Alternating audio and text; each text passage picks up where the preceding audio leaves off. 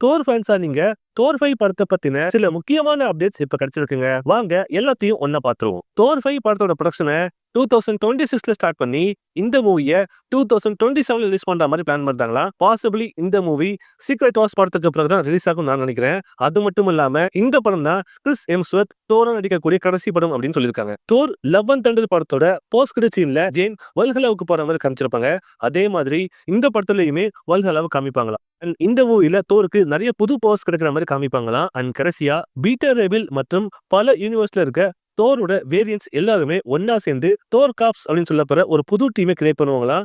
அது மட்டும் இல்லாம இந்த படத்துல ஹெர்குலஸும் ஏரியஸும் கூட அப்பியர் ஆவாங்களாம். இந்த படத்தை டைகா வைட்டிட்டி கண்டிப்பா டைரக்ட் பண்ண மாட்டாரு. அவருக்கு பதிலா தோர் ஃபர்ஸ்ட் பார்ட் படத்தோட director Kenneth Branagh, Godzilla Kong Skull Island படங்களோட டைரக்டர் கேரத் எட்வர்ட்ஸ், அது மட்டும் இல்லாம இட்டர்னல்ஸ் படத்தோட டைரக்டர் சோலே ஜவ், இந்த 3 பேர்ல யாராச்சும் ஒருத்தங்க தான் இந்த படத்தை டைரக்ட் பண்ணுவாங்க அப்படின்னு சொல்லியிருக்காங்க.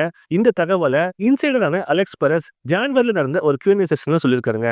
எனக்கு கெனத் பிரானாட் இந்த மூவி டைரக்ட் பண்ண கரெக்டா இருக்குன்னு தோணுதுங்க. ஏன்னா அவர் தான் தோர் ஃபர்ஸ்ட் பார்ட் படத்தை ரொம்ப சூப்பரா எடுத்திருந்தாருங்க. இந்த அப்டேட்ஸ் பத்தின உங்களோட தாட்ஸ் என்ன? எத்தனை பேர் தோர் 5 படத்தை பார்க்க ஈகரா வெயிட் பண்றீங்க? மறக்காம காமெண்ட் செக்ஷன்ல சொல்லுங்க. மறக்காம தன சொல்லி ஃபாலோ பண்ணுங்க. Good day.